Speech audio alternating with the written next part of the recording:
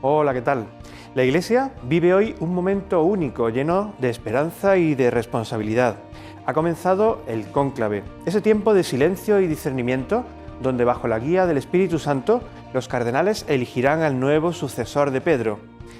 Más allá de lecturas políticas o mediáticas, cada cardenal vota en conciencia, sabiendo que lo hace ante Dios y bajo la mirada imponente del juicio final de Miguel Ángel allí en la Capilla Sixtina. Una imagen que recuerda que esta decisión no es solo humana, sino profundamente espiritual. Y aunque las puertas del cónclave se cierran, la Iglesia entera permanece unida. Nosotros también estamos llamados a participar desde la fe y la oración para que el nuevo Papa sea el que la Iglesia y el mundo necesitan. Conscientes del momento histórico que vivimos, desde Popular Televisión les estamos ofreciendo una programación especial para acompañarles en este tiempo eclesial con esperanza e ilusión renovada. Comienza Haciendo Iglesia.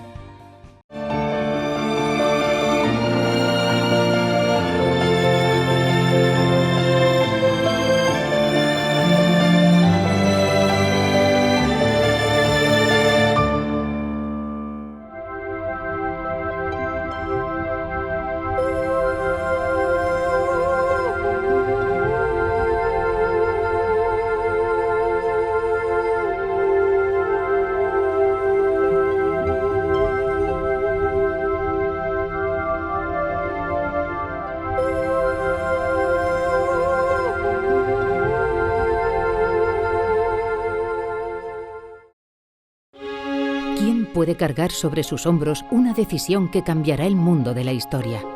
La respuesta no está en sus manos, sino en el cielo al que elevan su mirada. Uno a uno, los cardenales caminan en procesión, rezando en voz alta, dejando atrás el ruido del mundo para entrar en el misterio. Sus pasos, firmes y serenos, se apoyan en la oración, en una fe que no es liviana, sino honda y exigente, nacida de la confianza. Afuera, el viento recorre la plaza como un susurro invisible, símbolo del espíritu que guía, consuela y mueve. Y en la plaza de San Pedro no están solo los presentes. Allí se representa toda la Iglesia, creyentes de todos los rincones del mundo, unidos por una misma esperanza. Todos miran a la chimenea que corona el tejado. De ella sale el humo que todos esperan. A veces oscuro, señal de que aún hay que seguir buscando. Pero llegará el momento en que se vuelva blanco, acompañado del murmullo esperanzado que recorrerá la plaza como una ola. Entonces se abrirán las puertas, y antes de ver su rostro, una voz anunciará al nuevo pastor que ha sido elegido. Y se alzará ese grito, esperado y soñado: Habemus Papam.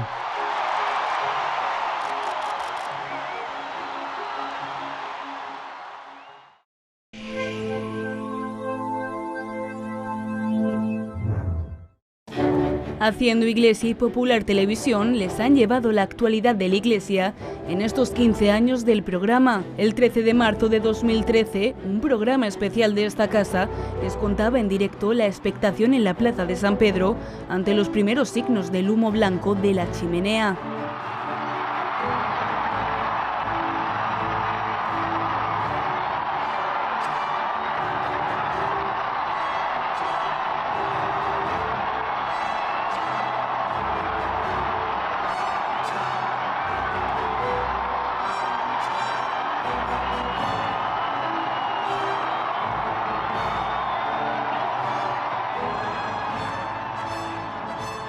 La plaza de San Pedro se llenó de gritos, aplausos y lágrimas de alegría. Era el fin de la espera y el comienzo de una nueva etapa para la Iglesia. Así lo narraba Luis Emilio Pascual, que conducía aquel programa especial y que junto a quienes le acompañaban en la retransmisión, mostraban su sorpresa al conocer el nombre de la persona elegida. Señoras y señores, las 20 horas y 11 minutos y estamos esperando al cardenal francés Jean-Louis Turhan, que como protodiácono va a presentarnos al Papa número 266. ¡Qué emoción! Vamos a dejar sonido en Roma. ¡Qué emoción!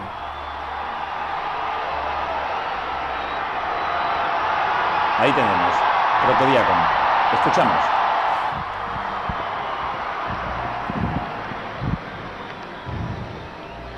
Annuncio vobis gaudium magnum. Habemus papam. Os anuncio ahora el día, tenemos papa. Eminentissimum ac reverendissimum Dominum Georgium Marium, Sancte Romani Ecclesiae Cardinalem Bergoglio, Bergoglio. qui sibi nomen imposuit Franciscum. Francisco I. Francisco I, cardenal Bergoglio, cardenal de Buenos Aires. De Buenos Aires. Argentino. De ascendencia italiana. De ascendencia italiana, cardenal Bergoglio, que ya sonó hace 8 años. Sí, cuando la elección de Ratzinger. Pero que no estaba en ninguna de las quinielas, No estaba que en estamos viendo ninguna. en ninguno de los periódicos ni medios de comunicación. Sorpresa en el nombre. Sorpresa en el nombre y sorpresa en la elección. en la elección. Es curioso también. Ahí tenemos, señoras y señores, en breves segundos tenemos el rostro y escucharemos a Francisco I, Papa número 266. Francisco a seca. Solo será primero cuando haya un segundo. Sí, eso le dijeron a Juan Pablo I.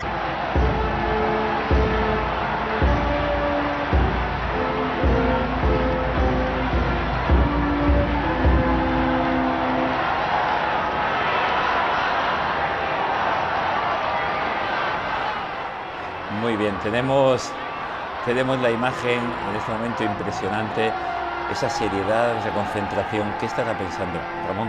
¿Qué puede pasar por la cabeza ahora mismo del Papa? No puedo ni imaginármelo. Ante ver esta muchedumbre, Pues imagino y que como se decía estará Diego, poniendo en manos de Dios. efectivamente lo habrá hecho directamente en la oración, en la capilla. Pero ahora al ver a su paulina, pueblo delante. y ahora tiene al pueblo. Y en ellos a todos. Y en ellos a todos. Ahí está, parece que van a poner el micrófono.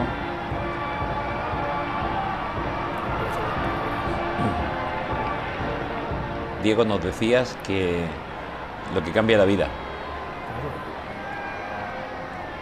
El pobre cardenal vino al cónclave una vez más, porque repetía cónclave.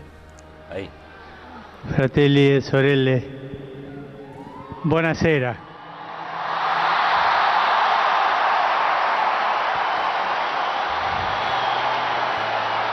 El nuevo papa se presentó con sencillez y cercanía, saludando con un buonasera y pidiendo una oración por él antes de bendecir al mundo.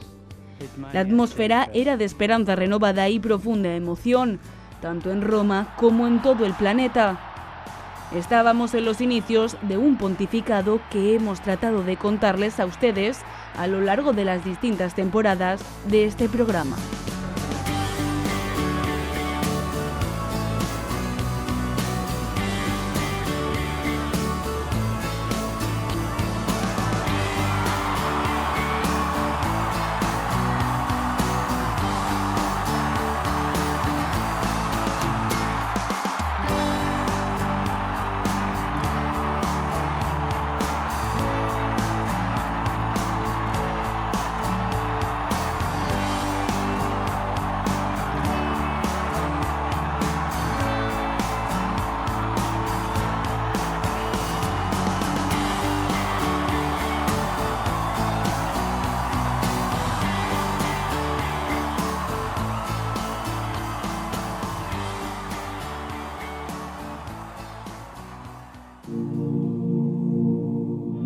La Iglesia Universal vive estos días lo que se conoce como el periodo interregno. La silla de Pedro está vacía y los cardenales electores tienen la responsabilidad de elegir a un nuevo papa.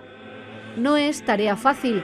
Desde el inicio de la sede vacante y muy especialmente desde el comienzo del cónclave, las diócesis de todo el mundo, también la de Cartagena, recomiendan incluir en la oración de los fieles una súplica por el cónclave y la elección del nuevo obispo de Roma. Pues lo vamos a vivir de una manera muy especial, y es rezando. Yo lo único que le digo es, Señor, que sepamos acertar, que la Iglesia sepa acertar y que los cardenales estén inspirados para hacer lo que ellos dicen cuando entregan la papeleta, ¿no? Que escuchando la voz del Espíritu, ellos creen que esta persona que ellos presentan, cada uno presenta, es el que el Espíritu quiere. Es el juramento en voz alta que hacen mano alzada los cardenales antes de presentar su voto.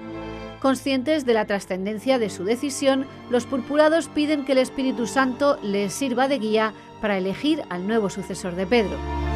Aquí lo importante es ver qué quiere el Espíritu y ponernos a disposición de la Iglesia también por lo que podamos colaborar después, que va a ser lo mismo que nos ha pedido, al menos a mí, antes y en cualquier momento, ¿no? Que sea una persona que lleve a cabo la misión, como decía el Papa Francisco, la comunión y la participación en la Iglesia, que es lo fundamental. Es el mensaje del obispo de la diócesis de Cartagena al inicio del cónclave para suceder al Papa Francisco. 133 cardenales electores, procedentes de más de 70 países, decidirán con su voto quién será la persona más preparada para ejercer el ministerio petrino.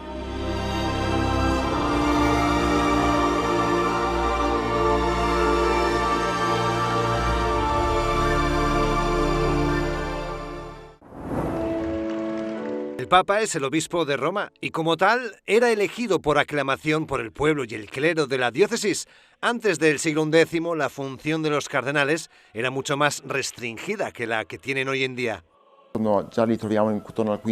Ellos ya aparecen en torno al siglo V, pero no tenían el papel que tienen hoy.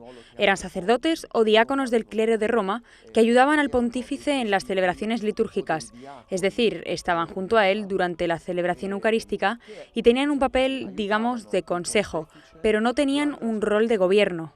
Todo cambia cuando llega el Papa León IX. Corría el año 1049 y toma una decisión sin precedentes: universalizar el círculo de sus colaboradores, trayendo desde distintos puntos del mundo a los más capacitados, fueran obispos, sacerdotes, diáconos o religiosos.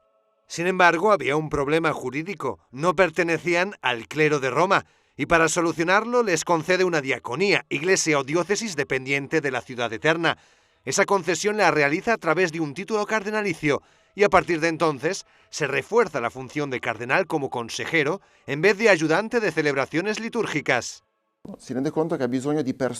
El Papa se da cuenta de que necesita personas a su lado que sean muy capaces, muy hábiles y que sean, como podríamos decir, la crème de la crème, la élite espiritual y cultural del tiempo, y por tanto llama a Umberto da Silva Cándida, el mejor canonista de la época. Llama a San Pier Damiani, a Federico di Lorena y grandes personajes de aquel periodo. Con el paso del tiempo y la expansión de la Iglesia, entre los cardenales se fueron incorporando obispos de los 5 continentes. Estos, a través del título cardenalicio, también son incorporados al clero de la ciudad eterna. Cónclave, del latín cum clave, bajo llave. Los cardenales electores tienen que aislarse para elegir a un nuevo papa. Lo hacen tras cerrar esta puerta y quedar encerrados en la Capilla Sixtina. Así se estableció tras la muerte de Clemente IV y después del cónclave más largo de la historia, 34 meses. El primer cónclave que condujo a la elección del Papa, Gregorio X, duró 3 años. 3 años. ¿Y esto por qué? Porque realmente había contraste entre los cardenales. La sucesión apostólica es historia de la Iglesia Católica. El primer cónclave como tal se celebró en el siglo XIII y se regía por la Constitución promulgada por Gregorio X. Es el año 1274, que representa el comienzo formal del cónclave, así como lo entendemos hoy en día, por parte del Papa Gregorio X, que con el decreto Impericulum istituye el cónclave. ¿Por qué ubi periculum? Porque había una cierta dificultad en aquel momento. Estamos en la época medieval y en aquella época la sede vacante podía durar meses, incluso años. Tuvieron que actuar directamente las autoridades políticas del ayuntamiento de la ciudad de Viterbo. ¿Y qué hicieron?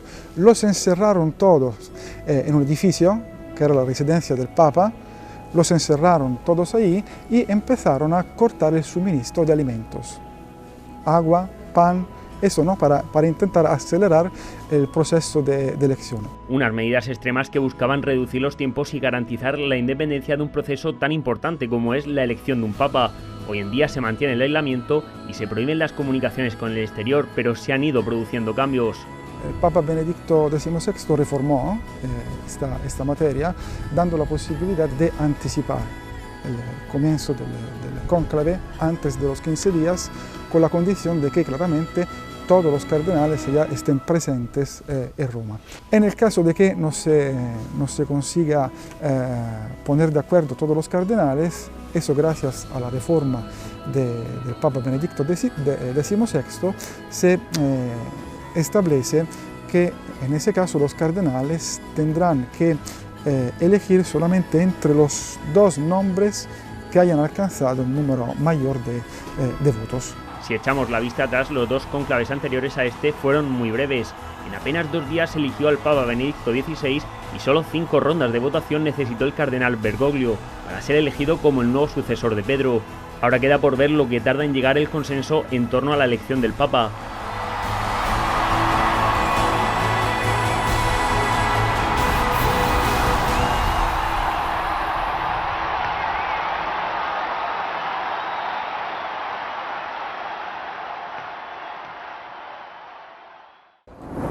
Es el cónclave de la historia con menos italianos, pero sigue siendo el país con más representación. En 2013 eran 28 purpurados, ahora la cifra baja a 17, casi la mitad. En la curia hay 8, incluyendo 2 prefectos, el de las causas de los santos Semeraro y el de las iglesias orientales Claudio Guggerotti. Otros altos cargos italianos son el penitenciario mayor Angelo de Donatis, uno de los pocos puestos del Vaticano que no cesa en la sede vacante, o el gran maestre de la Orden del Santo Sepulcro, Fernando Filoni. Italia incorporó a 4 nuevos cardenales en el último consistorio con perfiles muy diversos, desde un alto cargo del departamento que se ocupa de migrantes, Fabio Baggio, hasta el nuevo vicario de la diócesis de Roma, Baldassare Reina. También a 2 arzobispos diocesanos, el de Turín, Roberto Repole, y el de Nápoles, Domenico Battaglia. Pero son 3, sin embargo, los nombres de italianos que arrasan en las quinielas. El que tiene todas las papeletas, según los medios, es Pietro Parolin. Ha sido el número 2 de la Santa Sede. Es diplomático, conoce la curia y tiene un perfil moderado y conciliador, pero sin mucha experiencia pastoral. El otro italiano del que hablan las quinielas es Zuppi, cercano y muy centrado en cuestiones sociales como la migración, también tiene un perfil diplomático. Francisco lo nombró su enviado para la misión de paz en Ucrania. Y dentro de los 17 cardenales electores de Italia no estaría Pizzaballa, el tercer gran favorito. Al ser el patriarca latino de Jerusalén, cuenta como asiático. De él se destaca su papel clave para tender puentes con el mundo judío y musulmán. También la buena gestión durante años del conflicto entre Israel y Palestina, que se intensificó con la guerra en Gaza. También contaría como asiático Giorgio Marengo, uno de los cardenales más jóvenes. Es misionero y ejerce su ministerio en Mongolia, uno de los países que por primera vez tendrá un purpurado en la Sixtina. Entre los cardenales electores hay un nutrido grupo de cincuentañeros. Uno de ellos hasta tiene menos, es el ucraniano Mykola Vichok, que nació en 1980. Es redentorista y ahora está en Australia ocupándose de sus compatriotas emigrados allí. El Papa le hizo cardenal en el consistorio del 2024. En ese consistorio creó a otros 4 de los purpurados más jóvenes. Por un lado está George Jacob Kovakat, de la India, organizador de los vuelos papales, nacido en 1973. Por otro lado está el lituano Rolandas Makrikas, del 72, cuyo encargo está en la Basílica de Santa María la Mayor.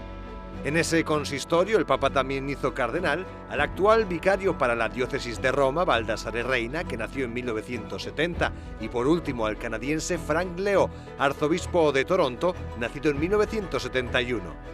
El otro cardenal cincuentañero es el italiano Giorgio Marengo, nació en 1974. A él se le pudo ver a menudo al lado del Papa en el viaje que Francisco realizó a Mongolia, donde actualmente el purpurado reside como prefecto apostólico en la capital. Annuncio vobis gaudium magnum. Habemus Papa. En 2013 el famoso Habemus Papam lo pronunció el francés Jean-Louis Turhan y en este conclave será otro francés el que lo haga. Se trata de Dominique Manberti, el purpurado al frente del Tribunal Supremo de la Iglesia, el que muchos conocerán como Signatura Apostólica. Es un cardenal con una larga trayectoria en diplomacia. Fue nuncio en Sudán, Eritrea y delegado apostólico en Somalia. En 2006, Benedicto XVI lo nombró ministro de Exteriores del Vaticano, trabajo que ostentó hasta 2015. El cardenal Manberti está dentro del grupo de cardenales de la Orden de los Diáconos. El más antiguo de este rango es el que recibe el título de protodiácono, o dicho en otras palabras, será el encargado de presentar al nuevo papa a la multitud congregada en la plaza de San Pedro tras la fumata blanca.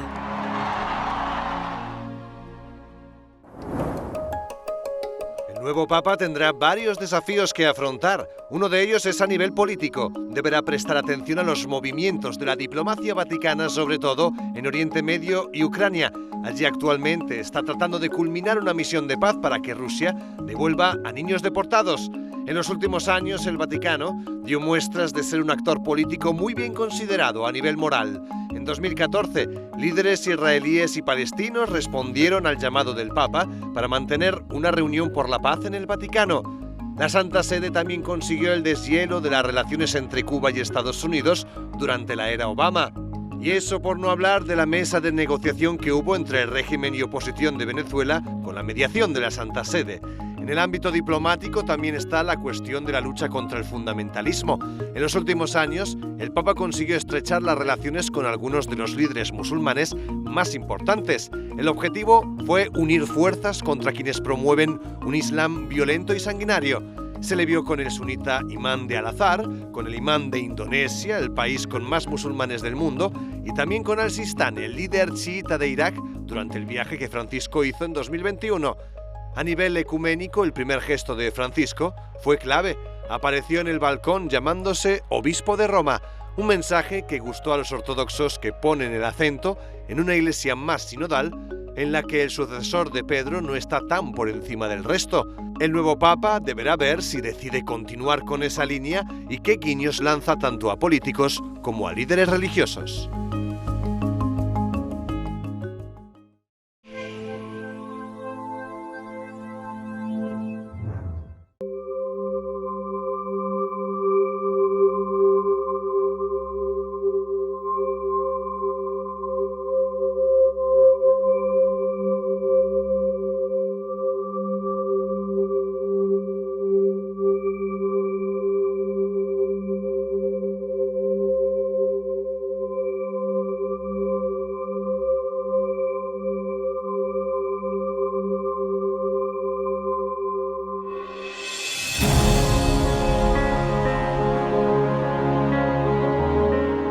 Durante una audiencia general del año 2022, el Papa Francisco dijo: los evangelistas Mateo y Marcos definen a José como carpintero. Jesús practicó el oficio de su padre, un oficio bastante duro. Desde el punto de vista económico no aseguraba grandes ganancias. Este dato biográfico de José y de Jesús lo hacía pensar en todos los trabajadores del mundo. El trabajo, añadió el Papa Francisco, confiere una unción de dignidad. Lo que da dignidad no es llevar el pan a casa, lo que da dignidad es ganar el pan. Pope Benedict XVI, addressing all workers on the Feast of St. Joseph in 2006, also stressed that work is of fundamental importance to the fulfillment of the human being and to the development of society. Thus, it must always be organized and carried out with full respect for human dignity, and must always serve the common good. At the same time, Pope Benedict remarked, it is indispensable that people do not allow themselves to be enslaved by work or idolize it, claiming to find in it the ultimate and definitive meaning of life. Et Saint Jean-Paul II dit pour la célébration du Jubilé des travailleurs en l'an 2000 que l'année jubilaire invite à une redécouverte du sens et de la valeur du travail. En outre, elle invite à affronter les déséquilibres économiques et sociaux existants dans le monde du travail en rétablissant la juste hiérarchie des valeurs, en mettant à la première place la dignité de l'homme et de la femme, leur liberté, leur responsabilité et leur participation. Jean-Paul II exhorta ensuite à assainir les situations d'injustice et à ne pas oublier ceux qui souffrent du chômage, d'un salaire insuffisant, du manque de moyens matériels.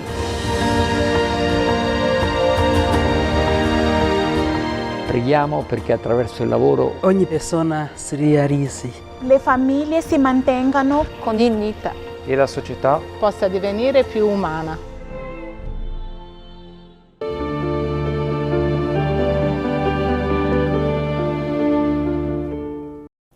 Muchos saludos, amigos. Otro domingo más y vamos caminando realmente en este proyecto de salvación que nos ofrece el Señor a lo largo de todo el año. En este domingo vamos a ver cómo, de hecho, en la liturgia y en la palabra de Dios se utilizan unas imágenes tradicionales también y de fundamento o raíces bíblicas que se refieren a Jesús. Por una parte, a Jesús se le denomina el buen pastor, una imagen bíblica que tiene un contenido muy profundo, muy grande y que evidentemente nos hace acercarnos a Él con mucha confianza. En segundo lugar, el mismo Jesús también es llamado el Cordero de Dios que quita el pecado del mundo, con otra imagen, con esta imagen bíblica que de alguna manera pues está significando que la persona de Jesús fue al matadero, como ya había anunciado el profeta Isaías, en una actitud de obediencia, silencio y de querer hacer la voluntad del Padre del todo. La figura del buen pastor es evidente que se aplica fundamentalmente a los que ejercen el ministerio de servicio al pueblo de Dios, como son en este caso sacerdotes, religiosos, religiosas, que quieren transmitir también en el nombre de la Iglesia pues el cuidado, la atención de la comunidad cristiana. El buen pastor, desde no hace mucho tiempo, se ha significado también con el párroco de tu pueblo, al que hay que cuidar, al que hay que mimar y rezar por él, para que cumpla también el ministerio que hemos visto que ha hecho y ha cumplido nuestro Señor. Jesús, como buen pastor, estaba siempre cerca, cuidaba de nosotros, nos escucha, atiende nuestras necesidades, ora al Padre y de alguna forma atiende en este sentido las necesidades pastorales de su pueblo, las necesidades de ofrecerle los sacramentos, que son los que te llevan a la vida y que te acercan del todo al corazón misericordioso de Dios. Jesús evidentemente es el Cordero de Dios y el buen pastor. La Iglesia siempre nos ha invitado a seguir al buen pastor, el buen pastor que da la vida por sus ovejas.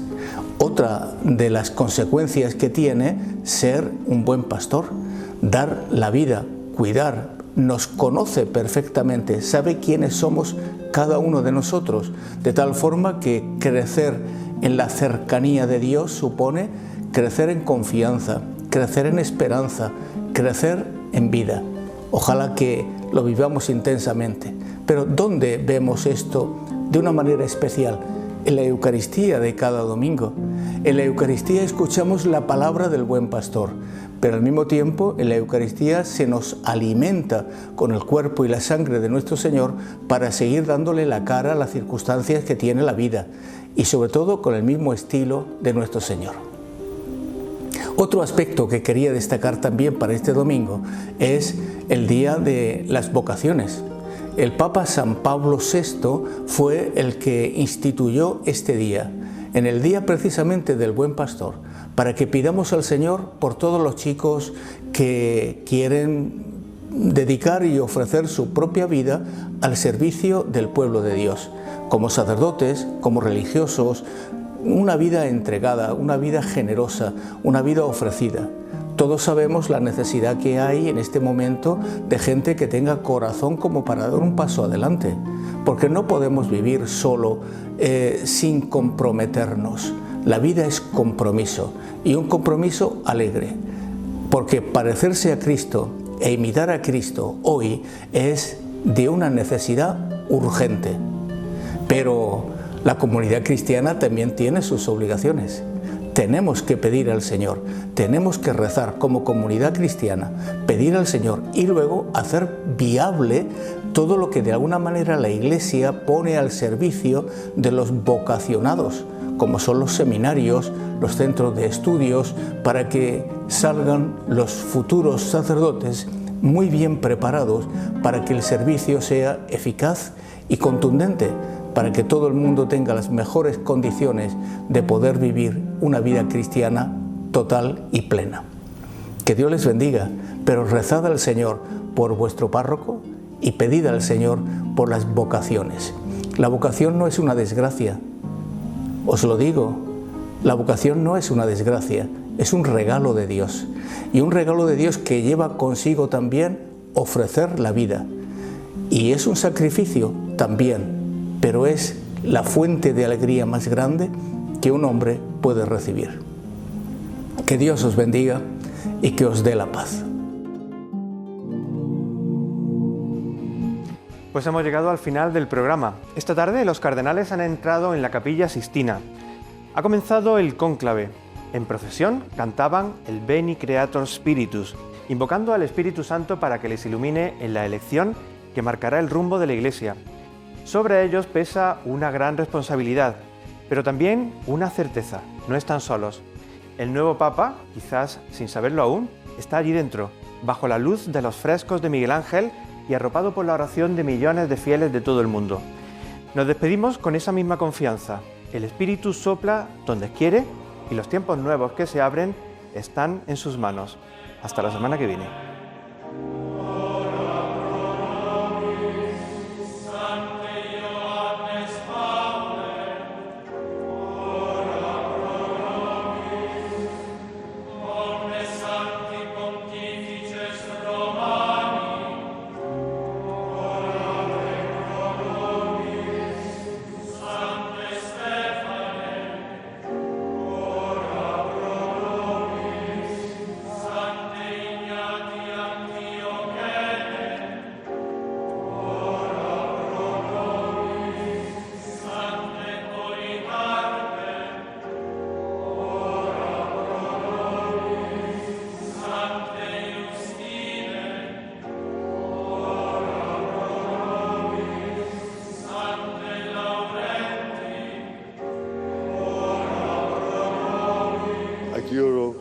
Sic me Deus adjuvet, et ex sancte Dei Evangelii quae manu meo tango. Et ego, Fabius Cardinalis Baggio spondeo, voveo acciuro. Sic me Deus adjuvet, et ec sancte Dei Evangelia que manu mea tango.